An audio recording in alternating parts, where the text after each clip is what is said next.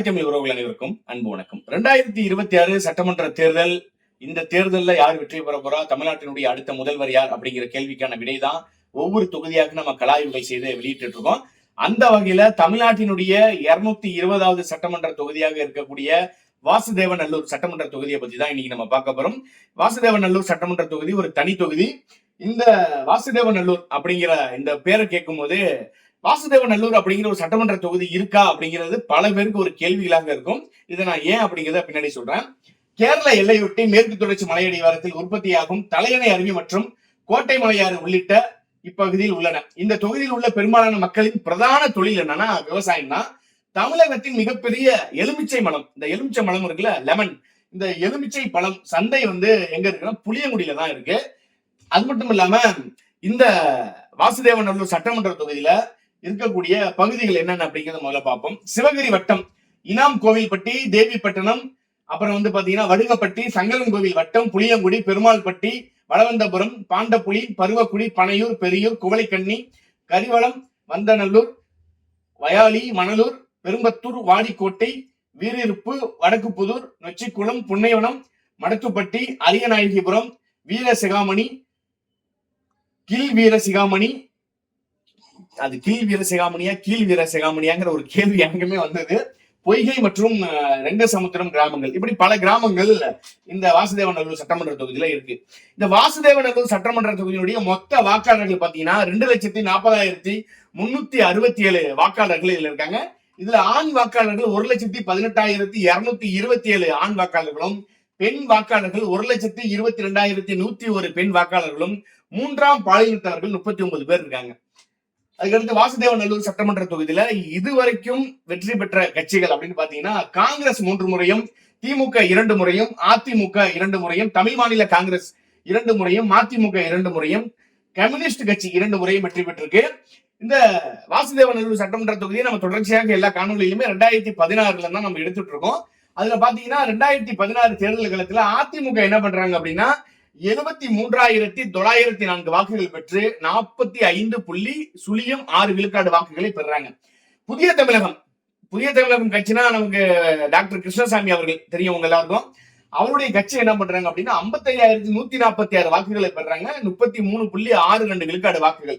இந்த புதிய தமிழகத்தினுடைய வாக்குகளை மட்டும் கொஞ்சம் உற்று கவனிங்க. இதுக்கு ஒரு காரணம் இருக்கு, நான் பின்னாடி சொல்றேன்.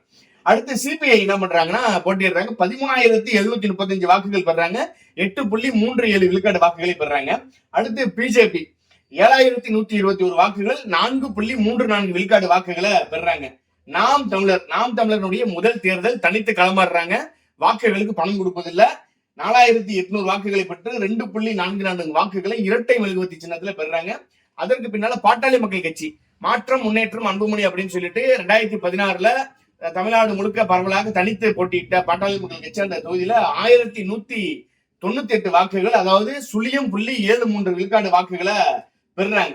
2019 நாடாளுமன்ற தேர்தல்ல இந்த வாசுதேவநல்லூர் சட்டமன்ற தொகுதிக்கு உட்பட்டு எவ்வளவு வாக்குகளை எந்தெந்த கட்சிகள் வாங்குறாங்க அப்படின்னா 74,670 வாக்குகளை திமுக பெறுது. கிட்டத்தட்ட 45.6 விழுக்காடு வாக்குகள். இங்க அதிமுக 50,873 வாக்குகள், 31.12 விழுக்காடு வாக்குகளை பெறாங்க. நாம் தமிழர் கட்சி இங்க பாருங்க 2016 4,800 வாக்குகள். அப்படியே இந்த பக்கம் வந்தீங்கன்னா 2019 9,386 வாக்குகள், 5.74 விழுக்காடு வாக்குகளை பெறாங்க. மக்கள் நீதி மையம் ஒரு நடிகர்களுடைய கட்சி. நடிகருக்கு கிடைக்கக்கூடிய வாக்குகள்னு பாத்தீங்கன்னா 1981. இதை பார்க்கும்போது வருடம் பேர் இருக்குல்ல 1981 அப்படின்னு, இது கிடைத்த வாக்குகள். அதற்கு அடுத்ததாக 2021 சட்டமன்ற தேர்தல்.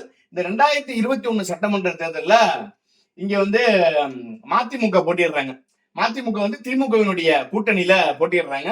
அதுவும் உதயசூரியன் சின்னத்துல. இப்போ ஒரு கேள்வி ஒண்ணு இருக்கு, என்னன்னா உங்களுக்கென்று ஒரு கட்சி இருக்கு, உங்கள் கட்சிக்கென்று ஒரு கொள்கை இருக்கு, உங்கள் கட்சிக்கென்று ஒரு தலைவர் இருக்காரு, அதற்கென்று ஒரு வண்ணம் இருக்கு, அதற்கென்று ஒரு பொதுச் செயலாளர், மாவட்ட செயலாளர்கள், நகரம், ஒன்றியம், இப்படி எல்லாரும் இருக்கீங்களா? தேர்தல்னு வந்துட்டா மட்டும் ஏன் உங்களுக்கு ஒரு சின்னத்துல போட்டியிடாம கூட்டணி கட்சி கொடுக்குற சின்னத்துல போய் போட்டிடுறீங்க? என்னப்பா இது நியாயமா இது அப்படிங்கிற மாதிரி இருக்கு. இல்ல மதிமுக என்ன பண்றாங்கன்னா 68,730 வாக்குகள் பெறாங்க. 39.57 விழுக்காடு வாக்குகளை உதயசூரியன் சின்னத்தில் நின்று வெற்றி பெறாங்க. அதிமுக 66,363 வாக்குகளை பெறாங்க. 38.2 விழுக்காடு வாக்குகளை அங்க பெறாங்க. இங்க வந்து பாத்தீங்கன்னா நாம் தமிழர் கட்சி, இப்ப நாம் தமிழர் கட்சி வந்து பாத்தீங்க 2019 நாடாளுமன்ற தேர்தலில் 9,000 சொச்ச வாக்குகளை பெறாங்களா, 2021 16,731 வாக்குகள். அப்போது அவர்கள் நின்ற சின்னம் என்னன்னா கரும்பு விவசாய சின்னம். கரும்பு விவசாய சின்னத்துல போட்டிடுறாங்க. அதற்கு அடுத்ததாக புதிய தமிழகம்.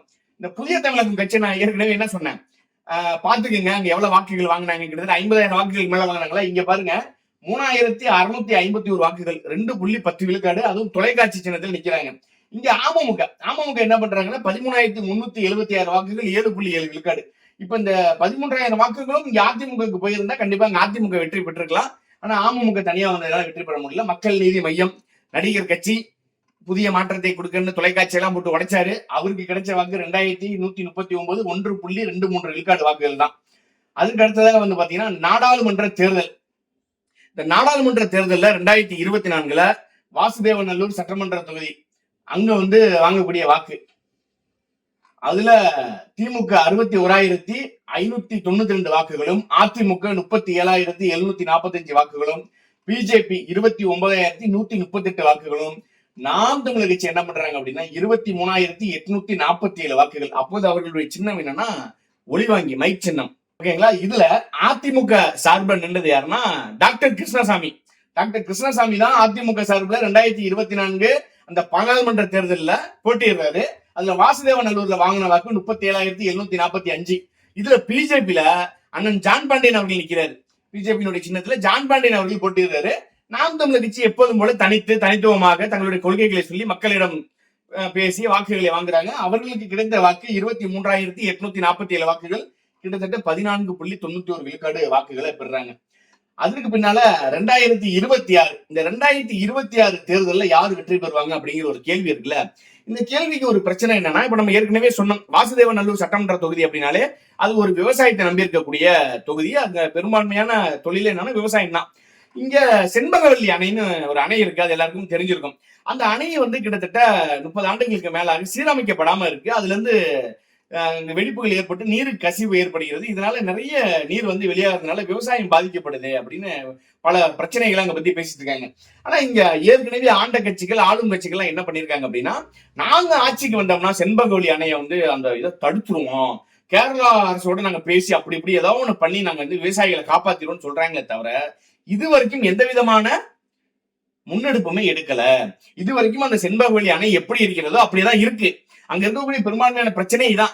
அங்க இருக்கக்கூடிய மக்கள் என்ன சொல்றாங்கன்னா, எங்களுக்கு எலுமிச்சம்பழம் தான் இங்க மிகப்பெரிய, ஏற்கனவே சொன்ன புளியங்குடி தான் எலுமிச்சம்பழத்துல மிகப்பெரிய சந்தைன்னு. அங்க எலுமிச்சம்பழங்கள் வந்து வெளிநாடுகளுக்கு ஏற்றுமதி செய்வதற்கு எங்களுக்கு வந்து ஒரு கிடங்கு வேணும். அங்க தனி கிடங்கு நம்ம சொல்லுவோம்ல, கோல்டு ஸ்டோரேஜ், அது எங்களுக்கு அமைச்சு தரணும். அந்த எலுமிச்சம்பழங்களை பதப்படுத்தி நாங்க வெளிநாடுகளுக்கு ஏற்றுமதி பண்ணுவதற்கு வேணும்னு கேட்டிருக்காங்க. இது வரைக்கும் எந்த விதமான ஒரு முன்னெடுப்புமே எடுக்கப்படாத ஒரு சூழல்ல மீண்டும் மீண்டும் அங்க என்ன பண்றாங்கன்னா திராவிட கட்சிகள் அங்க போட்டியிடுறாங்க. அவர்கள் மாறி மாறி ஆட்சி பண்ணாலும் அந்த செண்பகவல்லி அணை பிரச்சனையாக இருக்கட்டும், விவசாயிகளுடைய பிரச்சனையாக இருக்கட்டும், எதையுமே காது கொடுத்து கேட்பதில்லை. ஆனா 2026 நான் அங்க இருக்கக்கூடிய தொகுதியினுடைய கள நிலவரத்தை பார்க்கும்போது திமுக ஏற்கனவே பல கூட்டணிகளை வச்சிருந்தாலும் திமுகக்கு இந்த 4.5 ஆண்டுகள்ல மக்கள் பெரிய பாடம் புகட்டிட்டாங்க. திராவிட மாடலா, இந்த மக்களை ஏமாற்றும் மாடலா அப்படிங்கிற பல கேள்விகள் இருக்கு. நிறைய திட்டங்களை திமுக செய்யாதனால திமுக வாக்கு 30 விழுக்காடா இருக்கு. இங்க அதிமுக வாக்கு 32 விழுக்காடுகள்.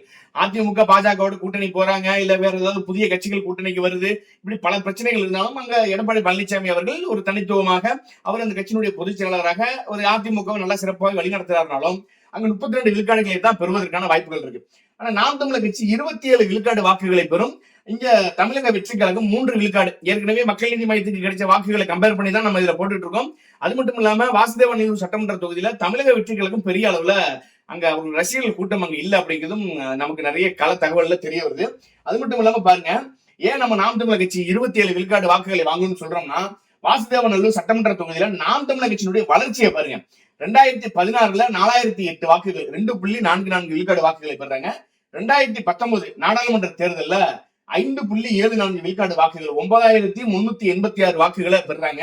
அதற்கு பின்னால 2021 சட்டமன்ற தேர்தல்ல 9.63 விழுக்காடு வாக்குகள், அதாவது 16,731 வாக்குகளை பெறாங்க. அடுத்த 2 ஆண்டுகள்ல நாடாளுமன்ற தேர்தல் வருது. அதுல நாம் தமிழர் கட்சி 9 விழுக்காடு 23,847. இங்க பாருங்க 2, 5, 9, 14.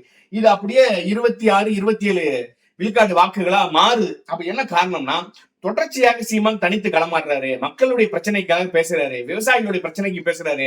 அது மட்டும் இல்லாம மிக முக்கியமான ஒரு காரணம் என்னன்னா, நாம் தமிழர் கட்சியினுடைய வேட்பாளர், நாம் தமிழர் கட்சியினுடைய வாசுதேவநல்லூர் சட்டமன்ற தொகுதியினுடைய வேட்பாளர் யாருன்னு பாத்தீங்கன்னா, நாம் தமிழர் கட்சியினுடைய கொள்கை பரப்பு செயலாளர், ஒரு சிறந்த பேச்சாற்றல் கொண்டவர், அரசியல் அறிவாயுதத்துல அவர் மிஞ்சிக்கு ஆள் இல்லை, அந்த அளவுக்கு ஒரு சிறந்த பண்பாளர், ஒரு நல்ல மனிதர்.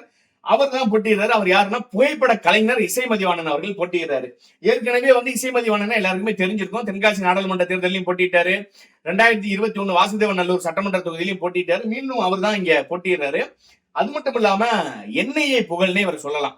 நேஷனல் இன்வெஸ்டிகேஷன் ஏஜென்சி என்ன பண்றாங்க, இவருடைய வீடுக்கு சோதனைக்கு போறாங்க. போற இடத்துல மிக பெரிய அளவுல ஆயுதங்களை கைப்பற்றுறாங்க. அந்த ஆயுதங்களை கைப்பற்றுறதுனாலதான் இவர் பெரிய அளவுல எப்படி இருக்குதுன்னா, தமிழ்நாடு முழுக்க ஒரு தெரிந்த முகமாயிட்டாரு. என்ன ஆயுதம்னா புத்தகம்ங்கிற ஆயுதத்தை இவருடைய வீட்டுல இருந்து நிறைய எடுக்கிறாங்க. NIA அதிகாரிகள்லாம் திகைச்சு போயிட்டாங்க. என்னப்பா இவ்வளவு புத்தகங்களா இவங்க வீட்டுல, அந்த அளவுக்கு இவர் நல்லா படிப்பாரா அப்படின்னு பார்க்கும்போது, இந்த மண்ணையும் மக்களையும் நேசிக்கக்கூடிய ஒரு மனிதனாக இருந்தா நிறைய புத்தகங்களை வாங்கி நிறைய அரசியல்களை படிக்கணும். அந்த அளவுக்கு இந்த மண்ணையும் மக்களையும் இந்த இனத்தையும் மொழியும் நேசிக்கக்கூடிய ஒரு நபர் தான் இந்த வாசுதேவநல்லூர் சட்டமன்ற தொகுதியில போட்டியிடுறாரு இசைமதிவாணன். அவர் தான் 2026 வாசுதேவநல்லூர் சட்டமன்ற தொகுதியினுடைய வெற்றி வேட்பாளராக அங்க போட்டியிடுறாரு.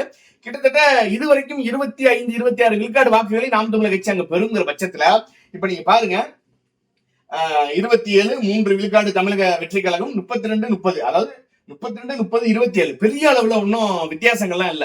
கிட்டத்தட்ட 3 விழுக்காடு வாக்குகள் எடுத்தா நாம் தமிழர் கட்சி திமுகவுக்கு போயிடும். அதே ஒரு 5 விழுக்காடு வாக்குகளை எடுத்தாங்கன்னா அதிமுக வாக்குகளை நெருங்கிடுவாங்க. அப்ப 2026 களம் என்பது திமுக கூட்டணி, அதிமுக கூட்டணி, நாம் தமிழர் தனித்து. இப்ப புலிக்கு என்று ஒரு தனித்த குணம் இருக்குல்ல. இப்ப எல்லாருமே கிண்டல் பண்ணுவான். என்ன கிண்டல் பண்ணுவான்னா, எப்படிங்க அது நாம் தமிழர் கட்சி ஜெயிக்க முடியும், நாம் தமிழர் கட்சி இத்தனை ஆண்டுகளாக திமுக தானே வெற்றி பெற்றது, அதிமுக தானே வெற்றி பெற்றது அப்படின்னு பல கேள்விகளை கேட்டுக்கிட்டே இருப்பாங்க.